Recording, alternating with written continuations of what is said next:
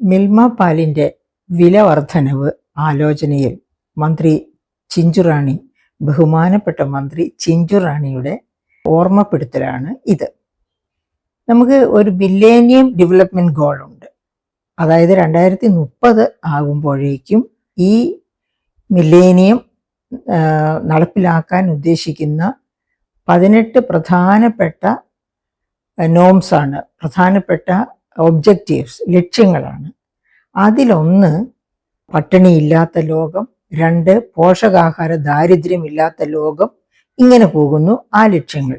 അപ്പം ഈ പട്ടിണിയില്ലാത്ത ലോകത്തിന് പാല് വേണമെന്നില്ല, പക്ഷേ പോഷകാഹാര ദാരിദ്ര്യം ഇല്ലാത്ത ലോകം തീർച്ചയായിട്ടും അവിടെ പാലിന് വളരെ പ്രാധാന്യമുണ്ട്, പ്രസക്തി വളരെ കൂടുതലാണ്.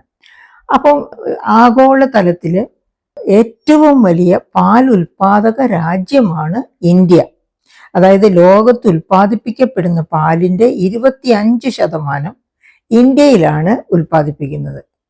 പിന്നെ പാൽ ഉൽപ്പന്നങ്ങൾ, പാല് വാങ്ങുന്ന രാജ്യങ്ങൾ, ഇന്ത്യയിൽ തന്നെ പാലുമായിട്ട് ബന്ധപ്പെട്ട നിരവധി ഉൽപ്പന്നങ്ങൾ നമുക്കറിയാം. മിൽമ, അതുപോലെ തന്നെ അമൂൽ പ്രോഡക്ട്സ് ഇപ്പം നമുക്ക് ഉദാഹരണമായിട്ട് എടുക്കാം. ഏതെല്ലാം രാജ്യങ്ങളിലേക്കാണ് അമൂൽ പ്രോഡക്ട്സ് കയറ്റി അയക്കപ്പെടുന്നത്. നമ്മുടെ മിൽമ അത്രയധികം ഒന്നും കയറ്റി അയക്കപ്പെടുന്നുണ്ടാവില്ല, എങ്കിൽ പോലും മിൽമയും ഗുണപരമായിട്ട് നല്ല പാലായിട്ട് തന്നെയാണ് കണക്കാക്കപ്പെടുന്നത്. പലപ്പോഴും മായം ചേർക്കൽ നടക്കുന്നുണ്ട് എന്നുള്ളത് ഒരു സത്യമാണ് എന്നതുകൂടി ഓർക്കണം. ഓക്കെ, അപ്പം അങ്ങനെയുള്ള പാല് അത് അതായത് നമ്മുടെ പോഷക ആഹാരത്തിൻ്റെ ഒരു വലിയ മാനദണ്ഡമായിട്ട് നമുക്ക് പാലിൻ്റെ ഇൻടേക്ക്, എന്തുമാത്രം പാല് പെർ ക്യാപിറ്റ കൺസംഷൻ, ഓരോ വ്യക്തിയും എന്തുമാത്രം പാല് ഭക്ഷണത്തിൽ ഉൾപ്പെടുത്തുന്നു എന്നുള്ളത് അവരുടെ പോഷകാഹാര തോതിൻ്റെ അളവ് നമുക്ക് പറഞ്ഞു തരും. അപ്പോൾ ഇന്ത്യ ഒന്നാമത്തെ പാൽ ഉൽപാദക രാജ്യമാണ്. ലോകത്തെ ആകെ പാലിൻ്റെ 25% ഉൽപ്പാദിപ്പിക്കുന്നത് ഇന്ത്യയിലാണ്. എന്തുമാത്രമാണ് ഇന്ത്യയിൽ ഉൽപ്പാദിപ്പിക്കുന്നത്? 23.93 കോടി ടൺ പാലാണ് ഇന്ത്യയിൽ ഉൽപ്പാദിപ്പിക്കുന്നത്. ആകെ ലോകത്ത് ഉൽപ്പാദിപ്പിക്കുന്ന പാല് ഇപ്പോൾ ഉൽപ്പാദിപ്പിക്കുന്നത് 98.11 കോടി ടണ്ണാണ്. 98.11 കോടി ടൺ. അതിൽ ഇന്ത്യയുടെ ഭാഗമാണ് 23.93 കോടി ടൺ എന്ന് പറയുന്നത്. അങ്ങനെ അതിനെയാണ് നമ്മൾ പറയുന്നത് ആഗോള പാലുൽപാദനത്തിൻ്റെ 25% ഇന്ത്യയിൽ നിന്നാണ് എന്ന് പറയുന്നത്. അപ്പോൾ പെർ ക്യാപിറ്റ കൺസംഷൻ നോക്കുകയാണെങ്കിൽ ഇന്ത്യയുടെ പെർ ക്യാപിറ്റ കൺസംഷൻ എന്ന് പറയുന്നത് 471 ഗ്രാമാണ് ഇന്ത്യയിലെ per capita consumption of milk. പക്ഷേ നമ്മൾ കേരളത്തിലേക്ക് വരുമ്പോൾ കേരളത്തിലെ പെർ ക്യാപിറ്റ കൺസംഷൻ 197 ഗ്രാം മാത്രമാണ്.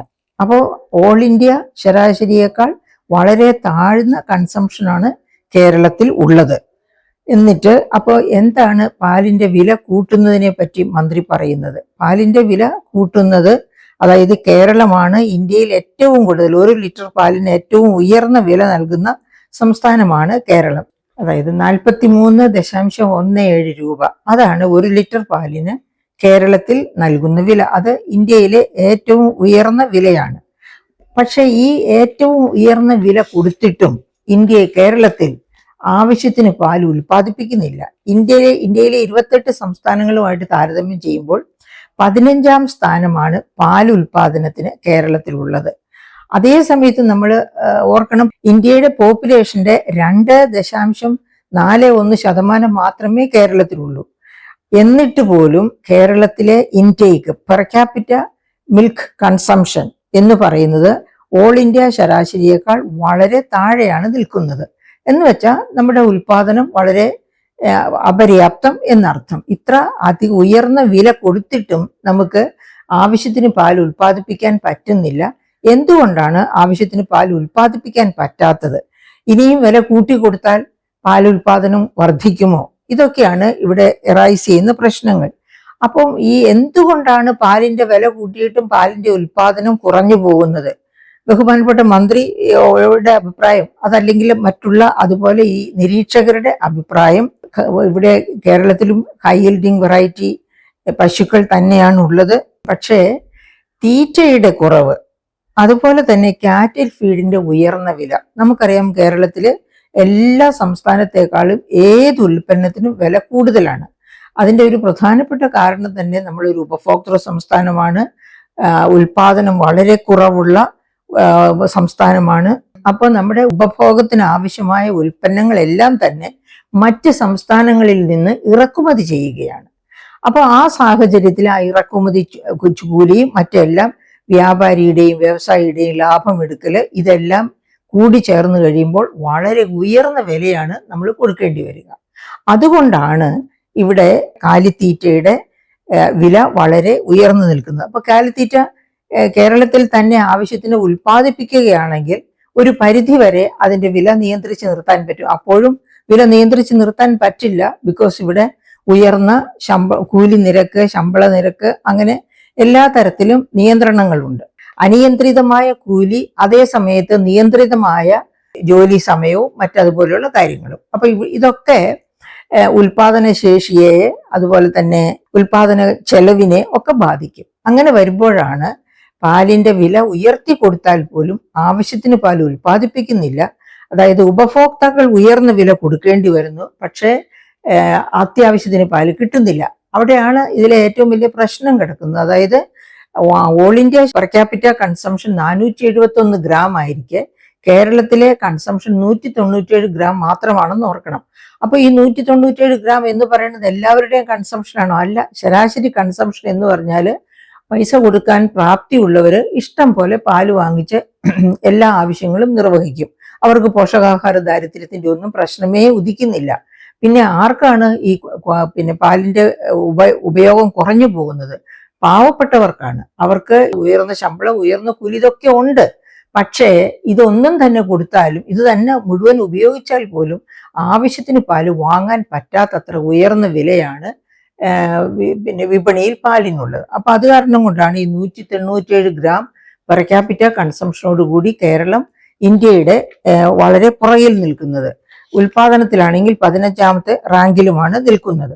അപ്പൊ നമുക്ക് ഈ പാലിന് വില കൂട്ടിക്കൊടുക്കുന്നത് തീർച്ചയായിട്ടും, അതായത് ഇങ്ങനെയുള്ള, പിന്നെ അതുപോലെ തന്നെ ഇപ്പോൾ ഡയറി ഫാംസ്, കേരള ഗവൺമെന്റ് തന്നെ, അല്ലെങ്കിൽ വലിയ ലാർജ്, ഇപ്പം നമുക്കറിയാം ഫ്ലോറിഡ പോലെയുള്ള, അമേരിക്കയിൽ ഫ്ലോറിഡ പോലെയുള്ള സംസ്ഥാനങ്ങളിലൊക്കെ 10,000-4,000 പശുക്കളൊക്കെയുള്ള ഹൈ യീൽഡിംഗ് വെറൈറ്റി പശുക്കളൊക്കെയുള്ള ഡയറി ഫാംസ് ആണ് ഉള്ളത്.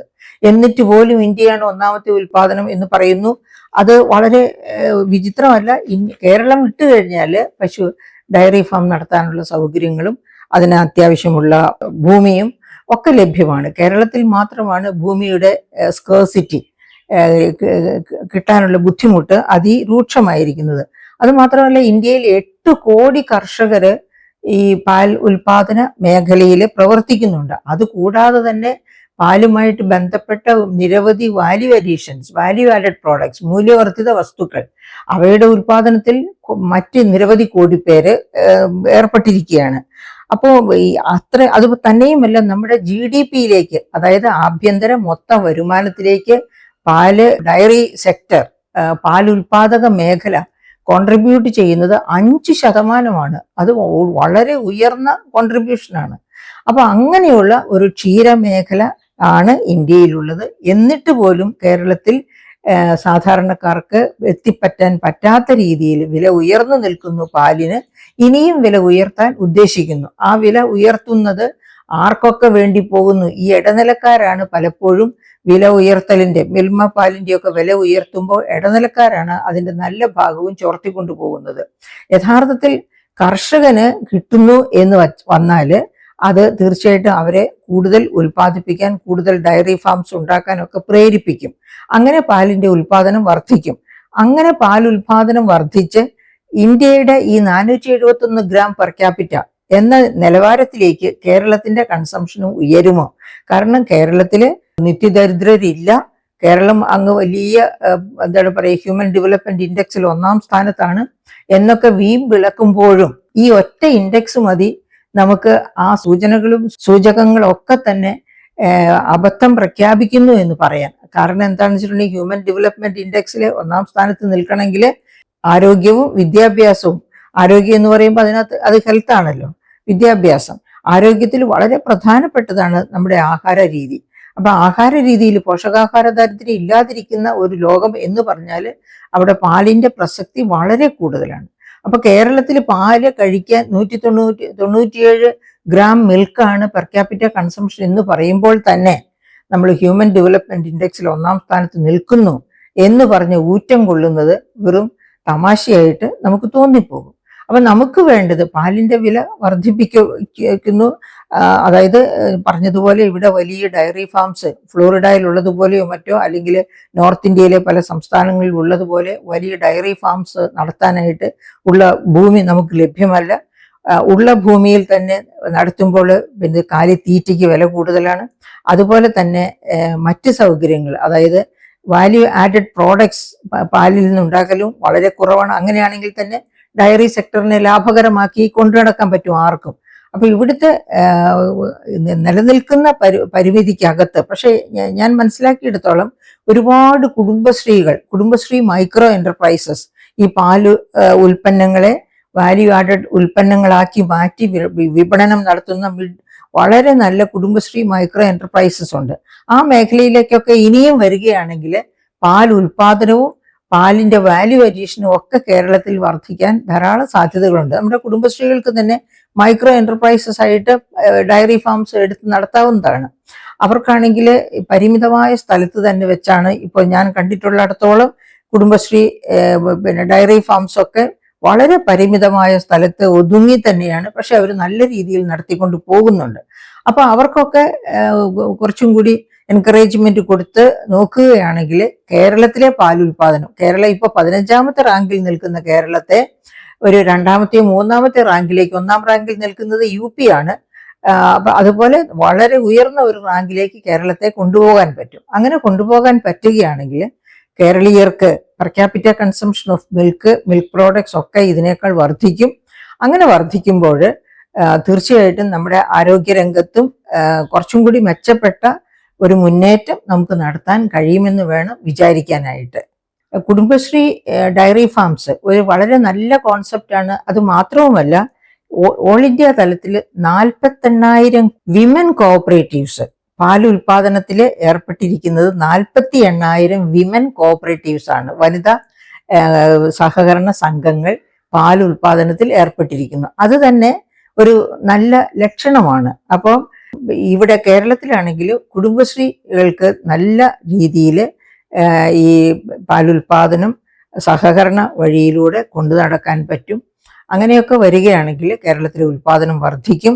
നമുക്ക് ഈ വലിയ വില വർധനവില്ലാതെ തന്നെ കൂടുതൽ പാല് ഉണ്ടാക്കാൻ കഴിയും, ഉൽപ്പാദിപ്പിക്കാൻ കഴിയും. അങ്ങനെ ഉൽപ്പാദിപ്പിക്കുകയാണെങ്കിൽ പെർ ക്യാപിറ്റ പാലുൽപാദനം ഈ 197 ഗ്രാം പെർ ക്യാപിറ്റ എന്നുള്ളത് വളരെയധികം അതിൻ്റെ ഇരട്ടിയാക്കി വർദ്ധിപ്പിക്കാൻ പറ്റും. അപ്പം അത് അത്യാവശ്യത്തിന് മില്ലേനിയം ഡെവലപ്മെന്റ് ഗോളിലേക്ക് നാം ഇന്ത്യ നടന്നെടുക്കുമ്പോൾ തീർച്ചയായിട്ടും പോഷകദാരിദ്ര്യമില്ലാത്ത ലോകം, പോഷകദാരിദ്ര്യമില്ലാത്ത കേരളം, അത് നമ്മുടെ ലക്ഷ്യമായിരിക്കണം. ആ ലക്ഷ്യത്തിലേക്ക് നടന്നെടുക്കാൻ നമ്മുടെ മിൽമ സഹായിക്കട്ടെ എന്ന് നമുക്ക് ആഗ്രഹിക്കാം.